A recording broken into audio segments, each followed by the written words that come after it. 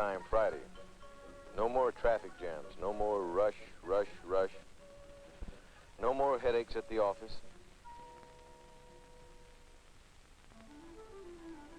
But suddenly, all my plans for a nice weekend at home were forgotten.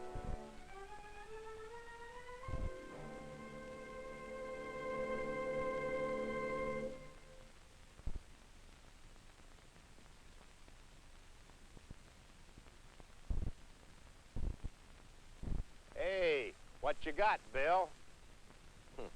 Wouldn't you know? Pete Granger. What a laugh he was having. Good afternoon, Mr. Duncan. And just my luck, Miss Monroe had to see it too. I'd been meaning to buy a new garbage can, but, well, what would Betty say? Bill Duncan, where have you been? I've been waiting all morning for you, and I'm so terribly upset. Do you know what's going on outside? That garbage can's a mess, the red label's on it, the neighbors have been calling, and I just don't Betty know. says plenty. My parents have been calling me up. It's a disgrace. Whoa, wait a minute.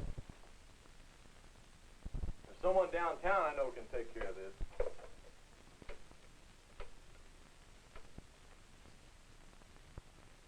Health Department, Mr. Foster, please.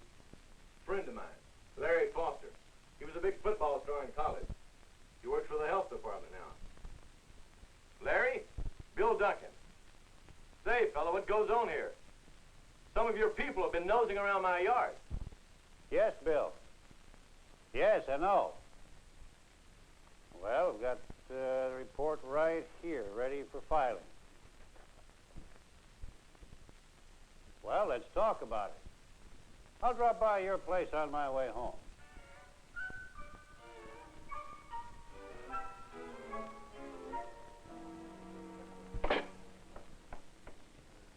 It's just a reminder that improperly stored garbage provides food for rats, flies, and other disease-carrying insects. While Larry talked, my son Stevie and the Granger boy stood around bug-eyed with hero worship. Well, Larry coached the kids in the neighborhood in their football league.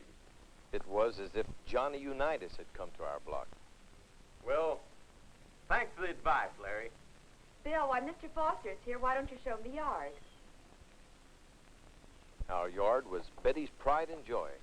No visitor to our home could escape without first taking the grand tour. Look here.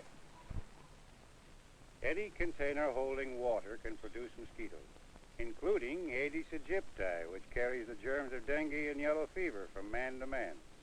In fact, these look like the larvae right now. We've already identified some in this neighborhood. Betty, I guess, was having some second thoughts about our invitation. Especially when Larry spotted some breadcrumbs Betty had put out for the birds. If there are any hungry rats around, now watch out. I saw one yesterday. Frankie Granger. Honest, Miss Duncan. You're making that up. Rodents don't recognize boundaries, Mrs. Duncan. They'll invade any neighborhood. Larry went on to tell us a lot more about the biology and habits of rats, flies, mosquitoes, and other threats to public health when suddenly I noticed the two boys taking off as though shot out of a cannon. But on one thing, Betty and I were agreed. If anyone in the neighborhood was helping to breed these pests, it must be the neighbors.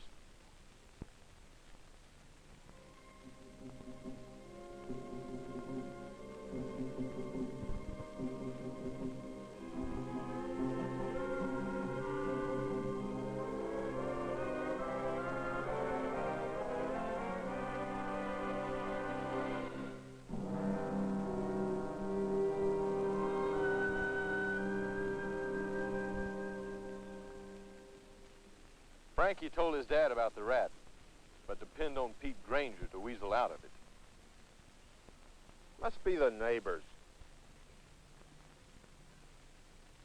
Next morning, I had a talk with Pete Granger about what Stevie had told me. You're a fine one to talk, Bill Duncan, if you kept your yard half as clean as mine.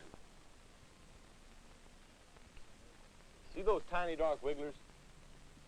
They're probably disease-carrying mosquitoes. They breed in water. You'd pull your plug or cover your boat, Pete. Oh, yeah? Well, at least I don't get red tags on my garbage cans. If Pete and I didn't exactly see eye to eye, our boys joined hands that morning in a common cause, an expedition, along with other kids on the block, to survey each boy's yard. At the Costellos, a tire containing stagnant water, a favorite breeding place for domestic mosquitoes. Ditto for their wading pool. At the Mulligans, food left out for their dog, an invitation to insects and rats. At the Jacobsons, scrap lumber, a good hiding place for rats, who fed at a nearby garbage can. The vacant lot next door, with overgrown weeds, cluttered with bottles, tin cans, discarded auto parts and appliances, each containing stagnant water. From yard to yard the boys went, gathering new recruits on the way. At the Morrisons, their septic tank had overflowed, now a breeding place for the Culex mosquito that carries the germs of encephalitis or sleeping sickness. At the Digby's, children's playthings, but each also a menace, for all of these containers could produce mosquitoes.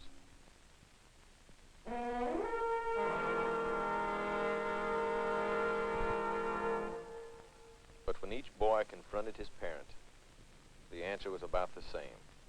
It must be the neighbors, son. Oh, darling, it isn't us.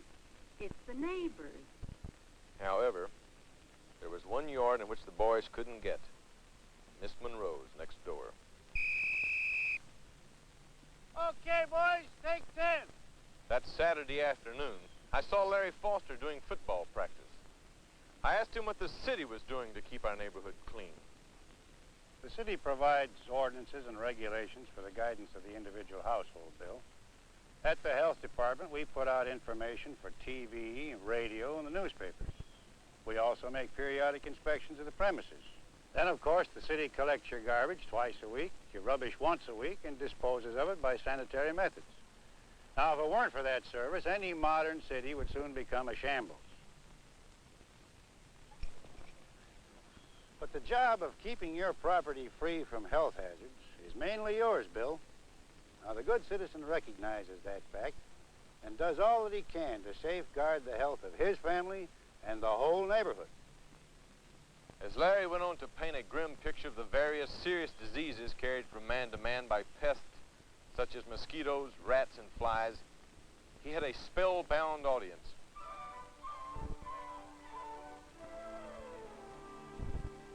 It wasn't long before our neighbors, taking their cue from their youngsters, got the message.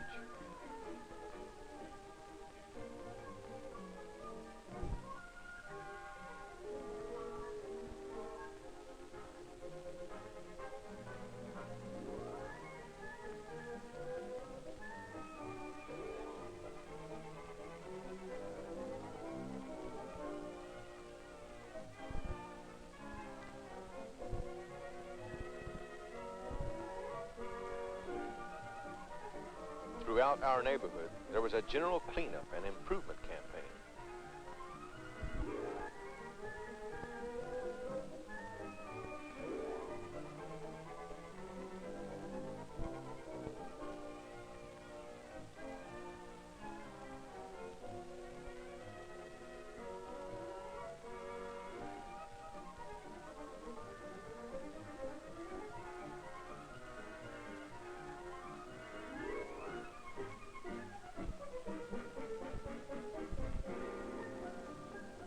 As for the Duncans, we had also learned a lesson.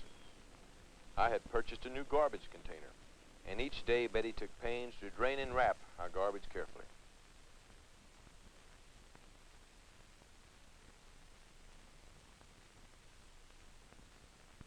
Before putting it into the container that sat on a new cart I had purchased.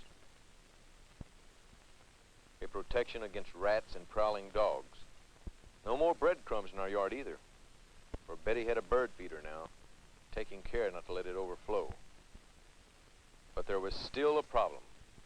The yard next door. As tightly guarded as Fort Knox. With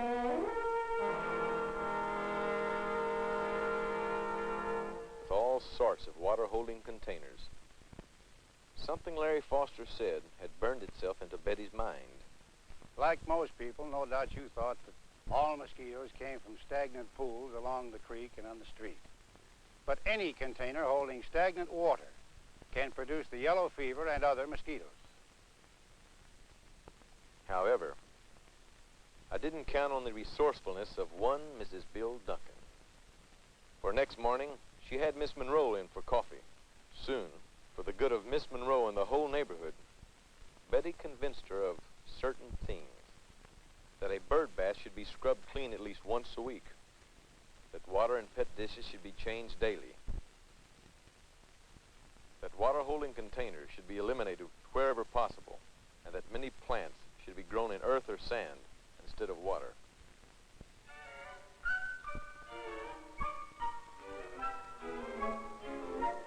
Miss Monroe's yard, our own yard. 2 down and 1 to go. Hi, Bill. Pete Granger, a hard nut to crack. However, when the Grangers invited us over to a weenie roast that Sunday afternoon, I found that Pete had also seen the light. Justin, dear. Do a good job, son, and careful about those food scraps. Well, congratulations, Pete. I see you've learned your lesson. See here, Bill Duncan, if you kept your yard half as clean as I keep mine... And that goes double for you, Mr. Granger.